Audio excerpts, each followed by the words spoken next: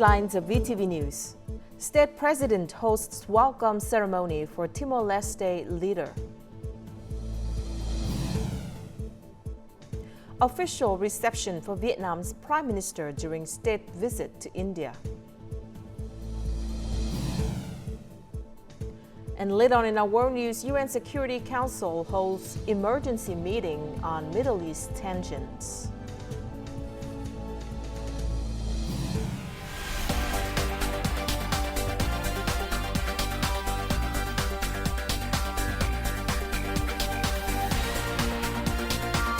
Broadcasting from Hanoi, the capital of Vietnam.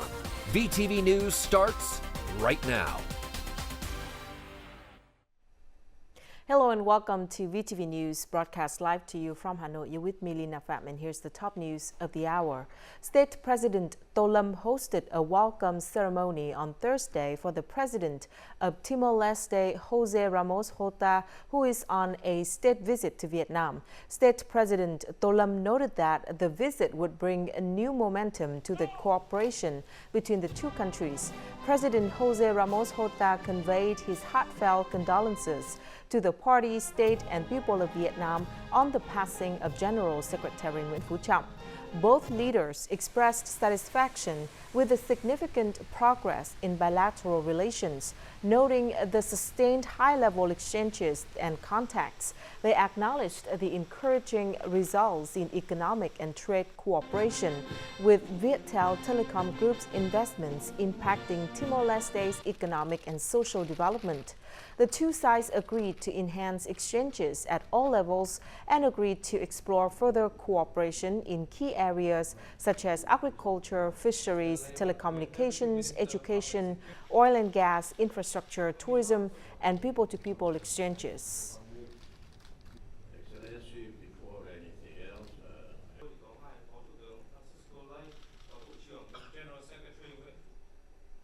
An official welcome ceremony for Prime Minister Phạm Minh Chính and the Vietnamese delegation took place at the Indian Presidential Palace on Thursday, presided over by Indian Prime Minister Narendra Modi.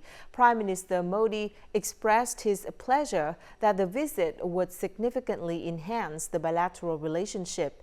In response, Prime Minister Phạm Minh Chính thanked Prime Minister Modi for the warm reception. As one of the first foreign leaders to visit India after Prime Minister Modi's re-election for a third term, the visit reaffirms Vietnam's commitment to its traditional friendship with India and aims to deepen the Vietnam-India comprehensive strategic partnership across various fields. It addresses current geopolitical and economic changes, consolidating traditional areas of cooperation, while exploring new opportunities in electronics, telecommunications, biotechnology, pharmaceuticals, renewable energy, the green economy, the digital economy, artificial intelligence, and semiconductors.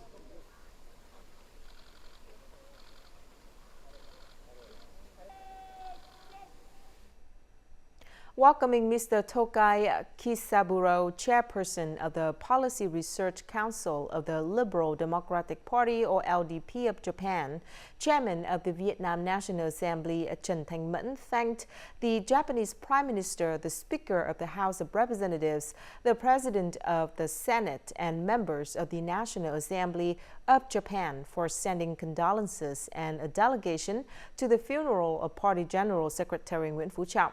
The chairman of the National Assembly highly appreciated the Policy Research Committee of the Liberal Democratic Party of Japan for its work in socio-economic policy making. Nearly 70 draft laws were passed at the 213th session of the National Assembly of Japan, focusing on energy transition, climate change response, and improving the regime for foreigners working in Japan. The Vietnamese National Assembly chairman hoped that Mr. Tokai and the Japanese government would support the provision of a new generation of ODA to Vietnam, cooperate in green and digital transformation, and support the stance of Vietnam and ASEAN regarding the EC issue.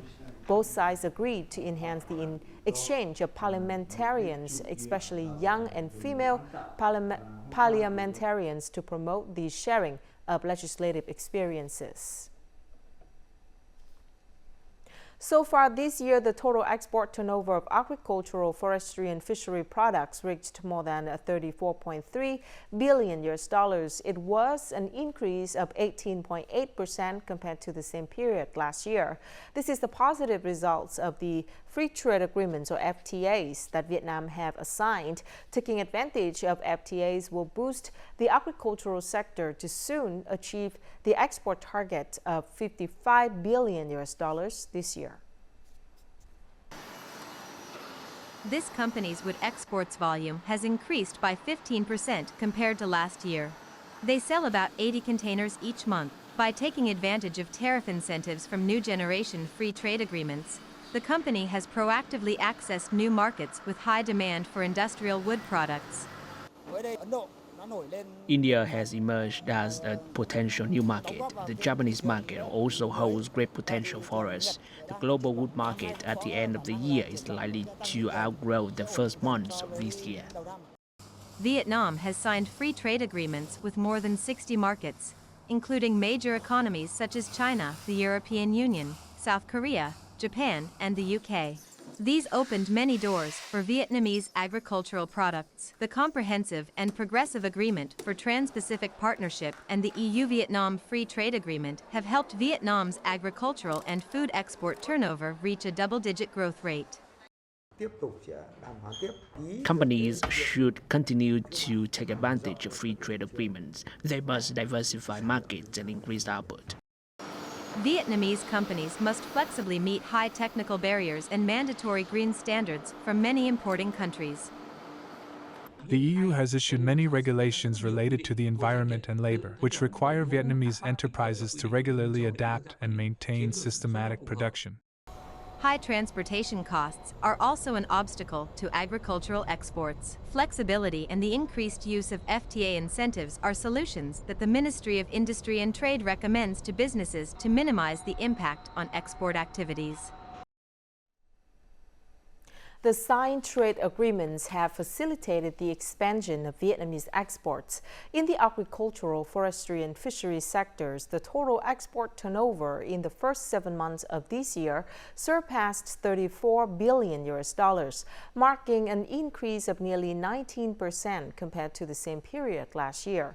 Notably, the average export prices of several products, including rice, coffee, rubber, tea, and pepper, continue to grow strongly.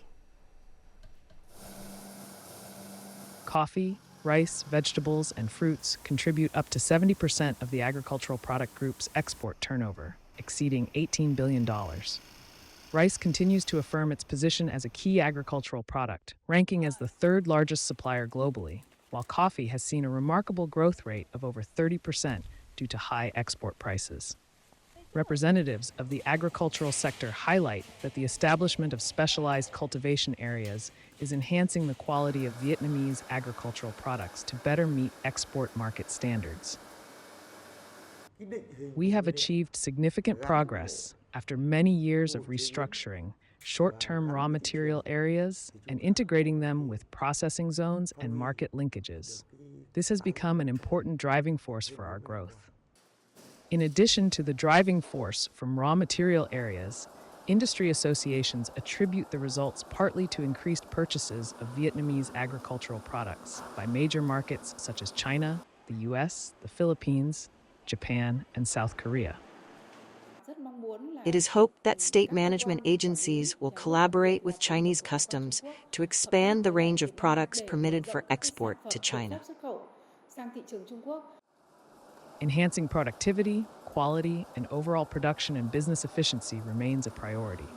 This involves organizing production in specialized areas, linking with geographical indications, ensuring traceability, and establishing effective codes for growing and farming regions. Over the next 5 months, this will continue to be a key task for the Ministry of Agriculture and Rural Development to achieve the annual export turnover target of over $54 billion for 2024. Specialty fruits are among the agricultural products that bring high economic efficiency and contribute to increasing competitive advantage for gardeners in Cần Thơ City. Star apple, Hạ Châu strawberry, and Hoa Lộc mango are popular in both domestic and export markets. To maintain this advantage, the local agricultural sector guides gardeners to produce fruit based on business orders. This is the contract signing ceremony for the consumption and export of longan to the U.S. and Australian markets between Cần Thơ farmers and businesses. This achievement is the result of close coordination between the local Department of Agriculture, enterprises, and longan farmers over the past 5 years. It is crucial to be precise during the planting and harvesting stages to ensure the best quality of exported fruit. Currently, farmers have achieved this. Green peel elephant mango is another strong product of Cần Thơ City. Members of the Lộc Khương Agricultural Cooperative choose to cultivate it using clean processes for export. The first orders have received positive feedback from partners, opening up new opportunities for local people. Exporting goods now requires cleanliness and attractiveness, so people are excited and face no difficulty. We have been doing this for many years. When the mangoes were small, Viet Gap was already in place. With the current trend, entering the export market by following traditional methods will be very difficult. Consumers demand delicious fruit with a clean and traceable origin. To meet these requirements, farming according to business orders is inevitable. Firstly, farmers agree to build concentrated growing areas. Secondly, they follow the production processes as instructed by the agricultural sector. Thirdly, they participate in training courses. Cần Thơ City has a fruit growing area of over 25,000 hectares, producing about 223,000 tons. It exports 4 types of fruits: durian, mango, longan, and star apple. The locality focuses on building concentrated growing areas and has been granted 59 codes. This is an important step to guide gardeners in producing fruit according to business orders. And before we move to the next part of VTV News, let's check out how the Vietnam dong is weighed against other currencies in the world market today.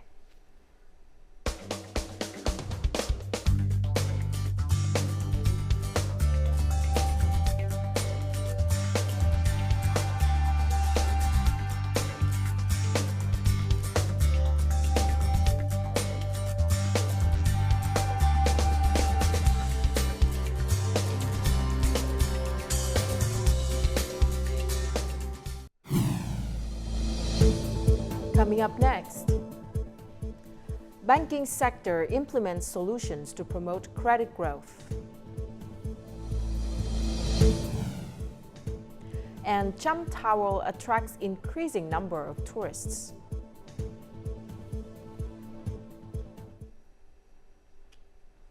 From July the 27th to July the 30th, flooding in Vietnam's northern mountainous provinces caused 7 deaths, several disappearances, and hundreds of landslides. In response to the ongoing heavy rain, the Ministry of Agriculture and Rural Development issued a digital dispatch on measures to reduce human damage and proactively address rains, floods, and landslides in the near future. The telegram requested ministries, branches, and localities to strengthen activities and disseminate guidelines on skills for responding to heavy rains, flash floods, landslides, and waterlogging. This will help people proactively respond to climate change and catastrophes. Currently, provinces and cities in the Mekong Delta region are actively working on the sustainable development of 1 million hectares for high-quality, low-emission rice cultivation. This initiative is associated with green growth in the Mekong Delta until 2030. Pilot results of high-quality rice cultivation models in Cần Thơ, Kiên Giang, and Đồng Tháp show that rice yield increased by more than 10%. Profit also increased by 1.3 to 6.2 million Vietnamese dongs per hectare. Notably, the efficiency in reducing greenhouse gas emissions per hectare decreased by 2 to 12 tons of CO2 compared to the previous model. Many businesses have committed to purchasing all rice produced in the pilot models. Farmers participating in this project have effectively adopted and implemented new farming processes. Today, August the 1st, the law on land, housing, real estate business, and the law on credit institutions will take effect. These important laws have been passed by the National Assembly, taking effect 5 months earlier than planned, and are expected to create a boost to land resources, contributing positively to socio-economic development. This in the following story. At Chiu Khúc, Hanoi, in a small alley that only motorbikes can pass through, there are hundreds of multi-story houses and many apartments, also known as mini apartments. From August 1st, when the housing law comes into effect, qualified apartments will be granted pink books. This is good news for many people. From a legal perspective, granting certificates for multi-story houses and many apartments will ensure property rights for people. Granting pink books will ensure better traffic and a better urban environment. It is reasonable to issue pink books as it helps people with low income. When buildings are divided into mini apartments, they are rented very quickly. It only takes a few weeks to find tenants. This shows that the demand is extremely high. Now that there is a clear process, any mini apartment projects that comply are certain to be recognized and granted pink books, creating conditions for this model to develop. Along with the land law, the revised housing law, construction law, and credit institutions law also take effect. It is expected that legal frameworks that better meet practical requirements will clear many economic bottlenecks as well as better address social needs. The sooner it is put into practice, the more conditions and legal tools government agencies at all levels have to resolve and remove current difficulties so that people can benefit early and grassroots government agencies can use the legal tools that the National Assembly has passed. This is a demonstration of the government's great efforts and determination. Personally, I consider this a bright spot in our country's institutional building work in 2024. The fact that we promulgate regulations that come into effect early has many implications for the socio-economy and the rights of people and businesses. The land law, housing law, real estate business law, and the amended law on credit institutions are important laws that have an impact on many people and many sectors. The introductions of these laws from August 1st is expected to create a boost to help liberate land resources, resolve many long-standing problems in the real estate and social housing market, and ensure the rights of the state, people, and businesses. As of mid-July, the credit growth of the entire economy only reached about 5.3%, but the credit structure has changed positively. Capital has flown into well-recovered production sectors such as forestry and fisheries, agriculture, and foreign trade. In addition to this, the central bank just pumped a $4.87 billion credit package in a more preferential direction, guiding capital flow into priority areas. Credit package of $600 million USD for forestry and fisheries has been fully dispersed after less than a year. Following this positive result, $600 million USD more will be pumped into this sector. The bank agreed to disburse about $200 million. After seeing the results, we pumped $250 million more to the sector, raising the total credit capital for the sector to $450 million. We issue even more credit to them. The increased demand for capital for production and business has stimulated credit growth in a more positive direction. This is also what the Monetary Policy Management Agency is aiming for. The $4.87 billion USD credit package for social housing loans is also being considered for adjustment in a more preferential direction.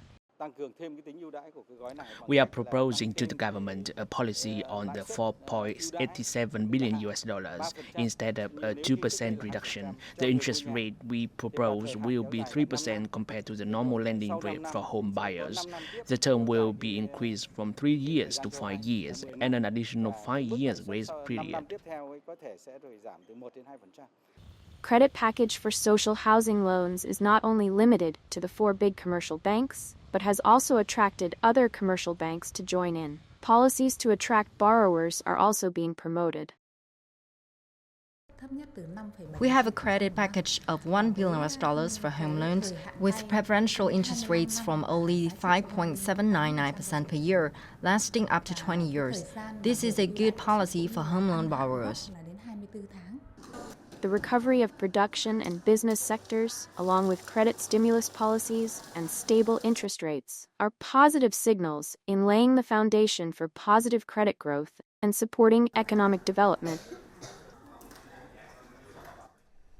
Po Klong Garai Cham Tower, a well-known relic for tourists visiting Ninh Thuận, has recently garnered a renewed interest. This is due to the vibrant cultural expressions of the Cham people showcased at the site through festivals, musical instruments, and unique costumes.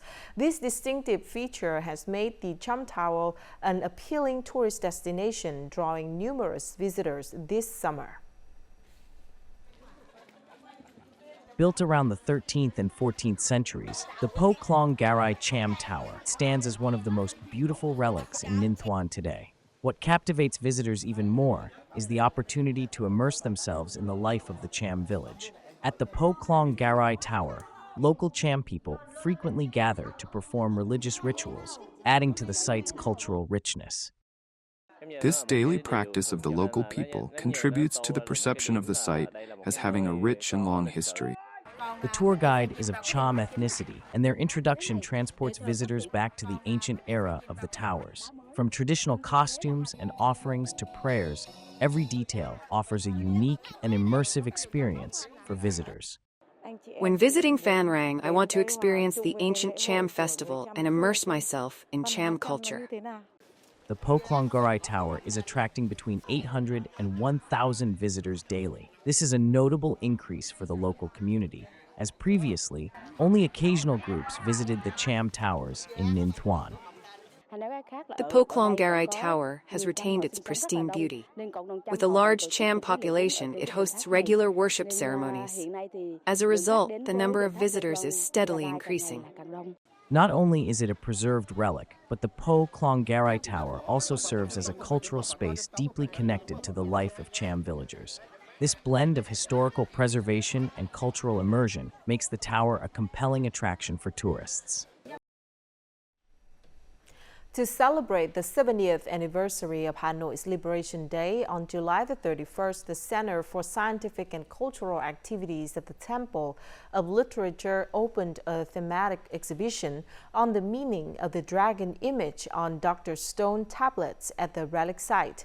Of the 82 doctors' steles at the Temple of Literature, 46 are decorated with dragons in various designs. The image of the dragon primarily appears on the top part of the stone tablets, which is considered the most prestigious area. It is often depicted as two dragons worshipping the sun. This symbolizes the boundless source of knowledge and the passion of each student on their educational journey. In addition to their historical value, the stone tablets also possess significant artistic value, reflecting long-standing Vietnamese art. The exhibition runs until August 26. Coming up next, UN Security Council holds emergency meeting on Middle East tensions. And oil prices surge amid fears of escalating Middle East conflict. Tensions in the Middle East have been steadily rising in recent hours. In a recent statement, Iran's Supreme Leader Ali Khamenei vowed to take strong punitive measures against Israel after Hamas leader Haniyeh was assassinated in Tehran. Iran has declared 3 days of national mourning in memory of Haniyeh. Meanwhile, Israeli Prime Minister Netanyahu emphasized that Israel is facing a difficult period ahead. Israel has yet to deny or confirm its involvement in the assassination of the Hamas leader in Iran's capital. However, the Israeli defense minister previously warned that although the country does not want war, it is ready for all situations. The United Nations Security Council held an emergency meeting to discuss the dangerous escalation of tension in the Middle East. Under Secretary General for Political and Peace-Building Affairs, Di Carlo reaffirmed the need to cool down regional tensions, while urging the UN Security Council to take swift and effective diplomatic action to bring peace and stability to the Middle East. The emergency meeting took place in the context of the Middle East facing a new escalation of tensions after Israel's airstrikes on the Lebanese capital Beirut and the assassination of a senior Hamas leader in Iran. The attacks represent a rapid and dangerous escalation in the ongoing fighting in Gaza. Oil prices rose in early Asian trade on Thursday, extending the previous session's strong gains. The assassination of a Hamas leader in Iran raised concerns about a broader conflict in the Middle East that could disrupt supplies from the region.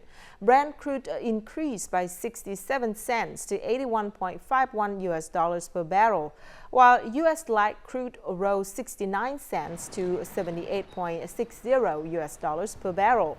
Oil prices rose about 4% in the previous session.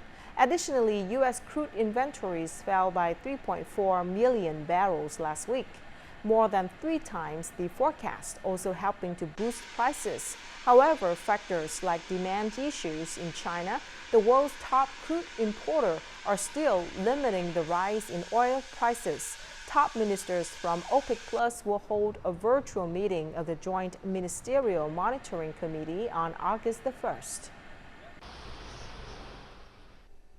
Famous for its cultural heritage and craftsmanship, India's artisans stole the show with their intricate embroidery at Indian Couture Week. Each collection blends traditional craftsmanship reflecting the country's diverse cultural heritage and modern sensibilities. More in the following story. Couturier Dolly J presented La Vie en Rose, meaning a pinker picture of life, featuring female models in Western-inspired gowns adorned with glittery, floral motifs and delicate wire cages.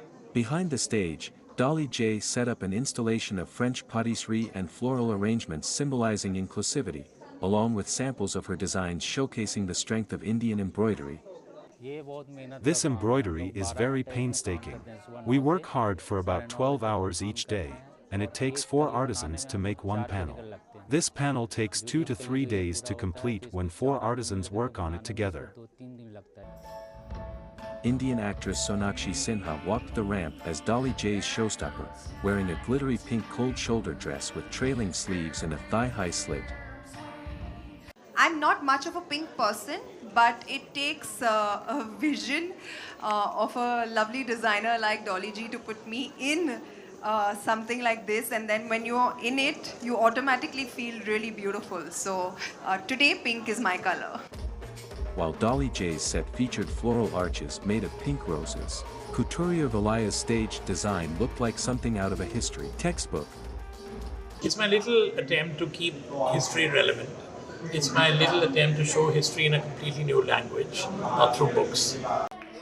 Indian Couture Week celebrates India's cultural diversity in vivid hues, showcasing the unparalleled skill and craftsmanship of indigenous artisans. And now let's take a look at the weather forecast.